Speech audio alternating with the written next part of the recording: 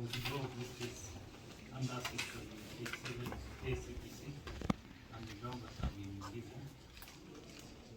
It has been indicated that upon review of the evidence and the case as a whole, the DPP has decided to charge 11 other persons instead and treat the intended accused person herein as witnesses.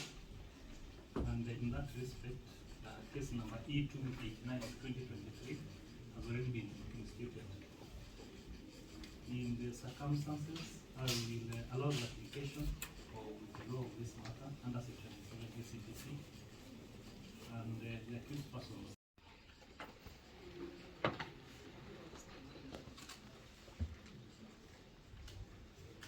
What have been treated as complainants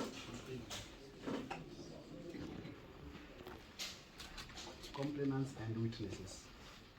Pursuant to those directions, Your Honor, the DPP directed 11 persons to be charged,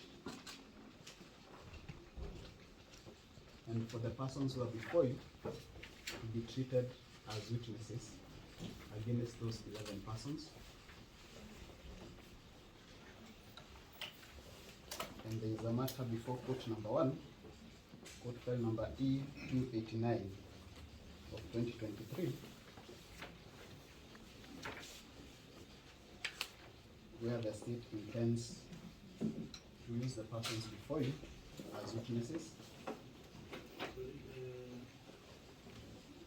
Court file number E289 of 2023.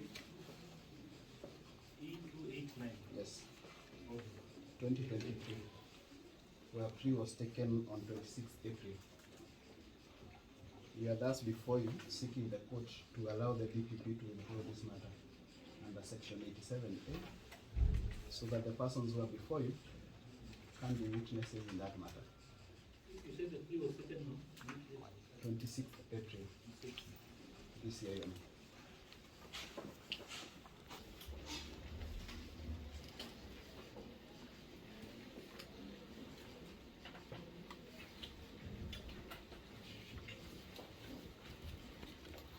The DPP has decided to withdraw opinion on case number E051 of 2022, in which my clients were charged with an array of offences. And this withdrawal of the criminal cases was informed by a review of this file by the Director of Criminal Investigation in particular. And I give kudos to Mr. Min, the DCI, who has reviewed this file and looked at the evidence that was available, and he did a comprehensive report to the DPP informing him that the witnesses in a criminal offense are the ones who had been charged, while the suspects had been scot-free. And in his report he detailed those who had committed illegal acts, criminal acts, against the property of Oriam Limited. And I must say this, even at the time when these charges were being leveled against my client, Mr. Wanjigi, and his wife, you will note that Mr. Wanjigi is not a director of the company that bought the property, the company that his wife owns. He was not a signatory to any sale agreement. He's not a shareholder to the company. But because at the time, because of political direction, he was deemed to be a threat to certain political players. He was dragged to this court in regard to a property that his wife, through a company, had bought. Now he's the one who's being charged as accused person number 1. That was meant to serve a particular purpose, but we are grateful that today the law has taken its course. The state agencies have seen sense and reason in terms of the evidence which has always been available. And the evidence in this particular case is not evidence that we are saying we are the ones who have supplied.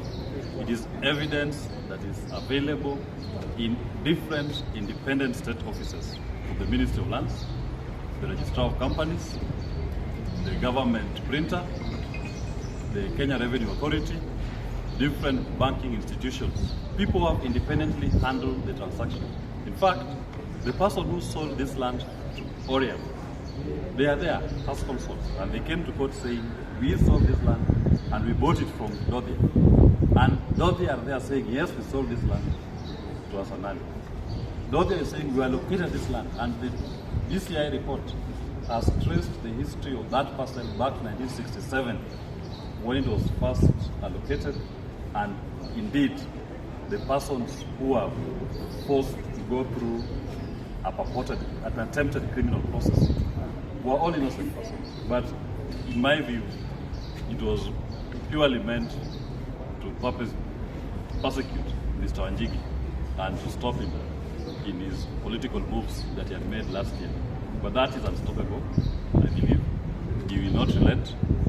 We only say sorry to the other innocent Kenyans who had to go through an ignominious process, through an embarrassing judicial process, just to target an individual, not to further the interest of the rule of law.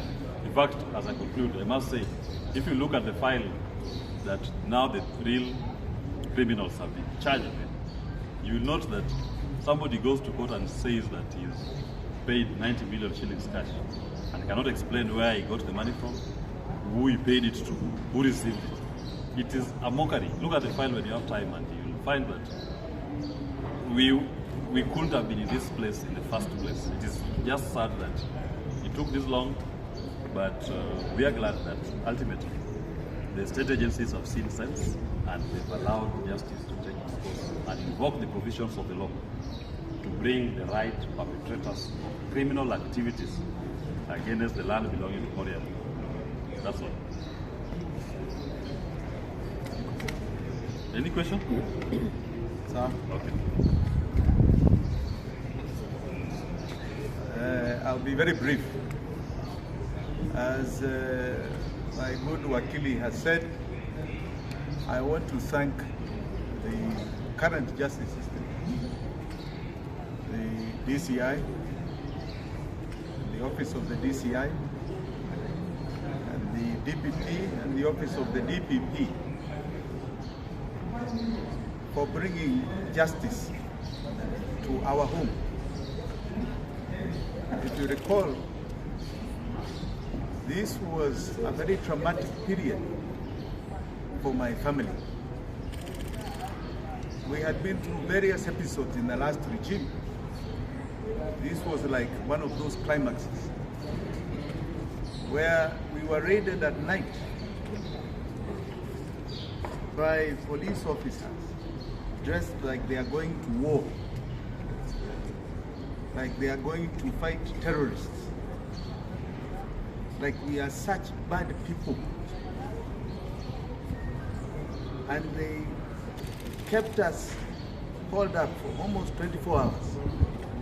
We were raided at night. They came to our offices at 9:30 p.m.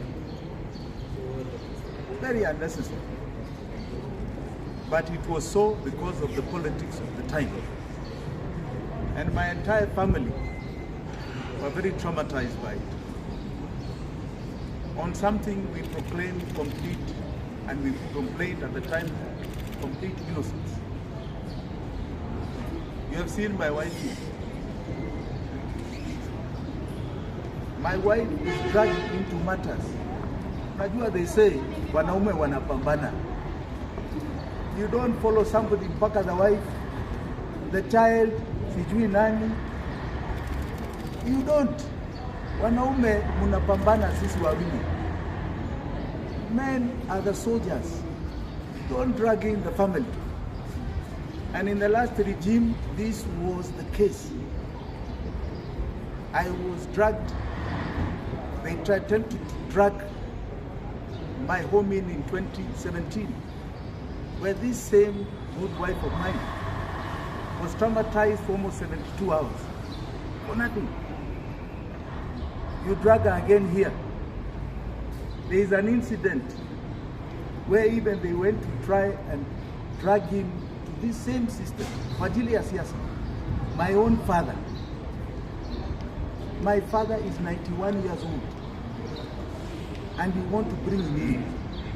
Please, and I said it at the time. Kama ni Jimmy mnatafuta, tafuta Jimmy. Don't look for his family. And I say that is the same case even today. Don't Don't look for people's family. Kama mtu amefanya chochote or you want a battle with somebody, look for that particular individual. And I say it. I'll say it today because that was as fast as it did yesterday. Even those who perpetrated our families. Na munawajua. I said at the time, kuna mtu anaitwa Kinoti. He was just a poodle to a master. Poodle is a small little dog like this. He was a small dog to a master. And I said, why are you dragging in families? I'm not even in this company. Now, I say the same thing, even to this current regime. Mambo ya families, wachana na wao. Leave families alone. If you are looking for an individual, tafuta yeye mwenyewe. Don't drag in other people, unless they themselves wako kwa hiyo maneno mbaya. I repeat it and I'll keep repeating it. Men fight. But justice has been done here. You can see, as we said at the time, we are innocent. And I tell you, this is what you call full circle. Wale ambao walikuwa nataka sisi tuingizwe ndani, wako nje. Wako nje. Wako nje. And that is a lesson for everybody. Power is transient. Nobody sits on power forever. So when you are there, do good. Be just. Add to the value of the people you are serving. Be a servant of God, not an oppressor, not a liar, not somebody who perpetuates injustice. Stand up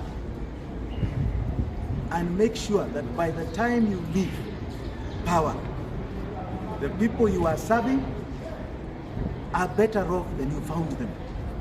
That's when you know umefanya kazi ya Mungu. Asanteni sana. Thank you. Thank you very much.